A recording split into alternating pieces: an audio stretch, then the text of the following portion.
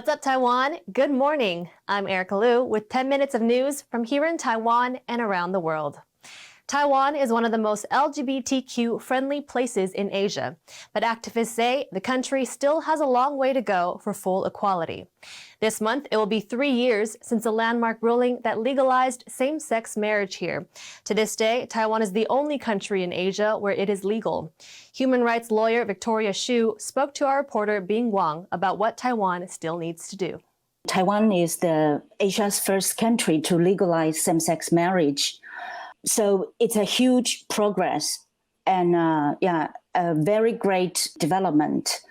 But still, there are a lot of things that we can be improved in the near future, like to allow same-sex couples to enjoy equal rights to adoption, and also for the equal access to the artificial technologies to have babies. After the legalization of same-sex marriage, our government has issued an administrative interpretation saying that according to relevant laws, that the marriage should be established according to both parties' national laws. Is there a significance of holding it on May 4th? The 24th May would be the 3-year anniversary that our parliament has passed the same-sex marriage law. So we would like to hold this conference in the very beginning of May to allow our government to respond to our request. So the situation is that since the onset of COVID-19 pandemic, a lot of transnational same-sex couples, they couldn't stay in Taiwan together because they are not spouse in the eye of Taiwanese government.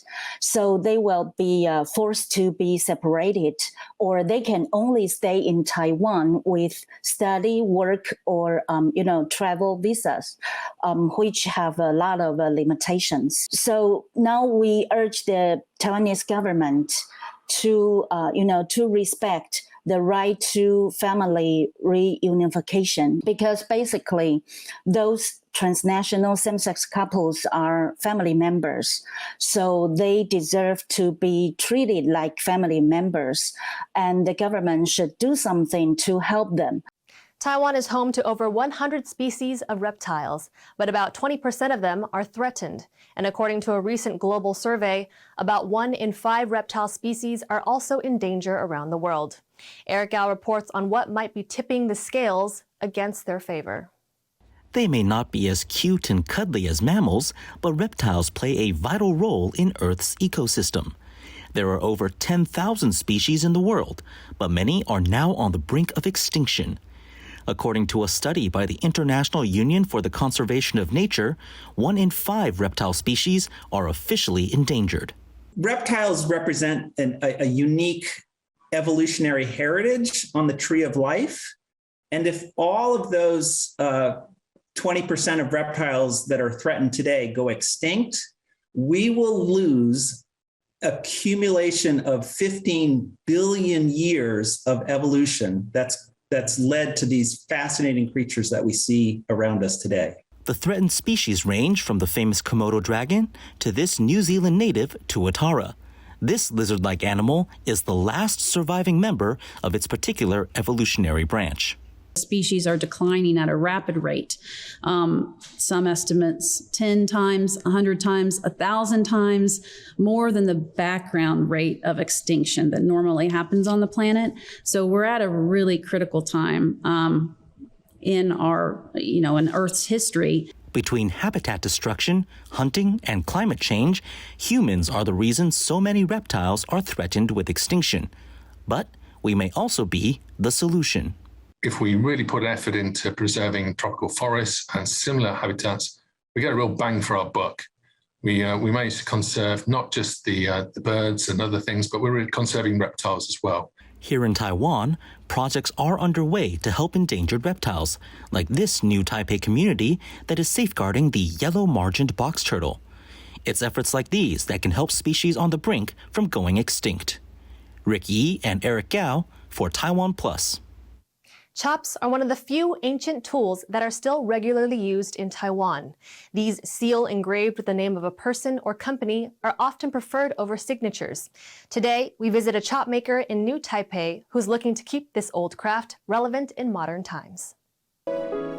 我叫吴器宪，今年虚岁是已经51岁了。那我从12岁开始刻印章，到现在已经差不多有38年的时间了。刻印章一般在民间就是为了要做生意，要刻印章卖钱的。从早期我们都是用手工刻印，那因为有了机器以后，然后电脑发达，就慢慢的被取代了。然后到现在呢，民间的刻印章几乎都是电脑在刻的，传统的刻印章的师傅呢越来越少了，都被机器淘汰了。那我是坚持要手工的，但是手工刻要跟电脑竞争，是时间上或是金钱价格上都是比较劣势，所以我们就要发展成篆刻艺术，把它工艺变成艺术化这样。我们现在篆刻称为金石篆刻啦。篆刻的意思就是用刀写字的意思。要知道这个文字，了解这个文字之前，我们就是要先学六书。然后呢，要练书法，因为要知道笔画的起承转合。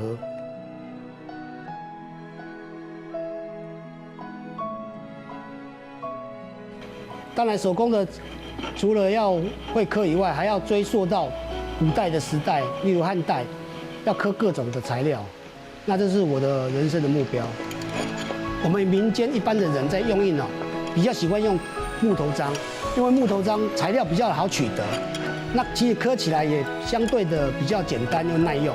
石头、铜印、玉石、木头、牛角、象牙，大概我们可以看到的印章的种类大概就是这样。其实我们不知道刻出来详细是怎样，所以其实变化会比较大，会比较有意想不到的效果，也是一种直接创作。不然的话，篆刻都是过度的设计美术化，也是当然是很好。但是那种创作性就比较少一点。刻印章就叫金石篆刻，那金呢一般就是铜印，那石呢一般我们讲的叫做玉印。从汉朝以后，这个技术没落了，所以刻铜印、刻玉印的人就变少了，甚至师傅都就断层了。那后来呢，大概在元朝以后，又发展出一套叫文人篆刻，那最主要是刻寿山石。那寿山石是很软的石头，可以让这些手无缚鸡之力的文人可以很简单的可以用刀子可以刻印章那所以说印章又重新又流行起来。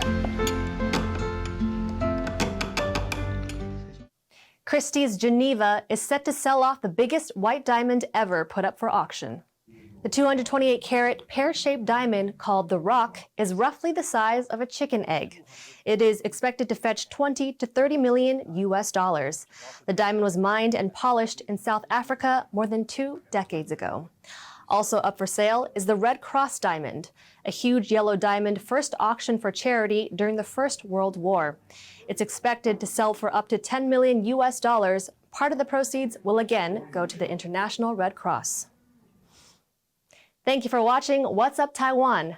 Remember to download the TaiwanPlus app for more stories from Taiwan and around the world. Finally, today, we'll leave you with images of a family of white-handed gibbons. They've moved from the Taipei Zoo to Hsinchu County, where they are enjoying their new home. I'm Erika Liu. Take care and have a nice day.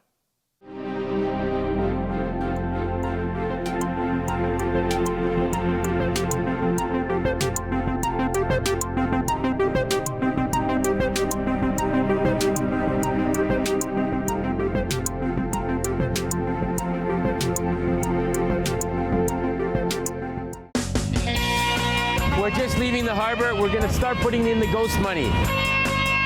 This is an offering to the ghost gods to make sure that we have a safe trip.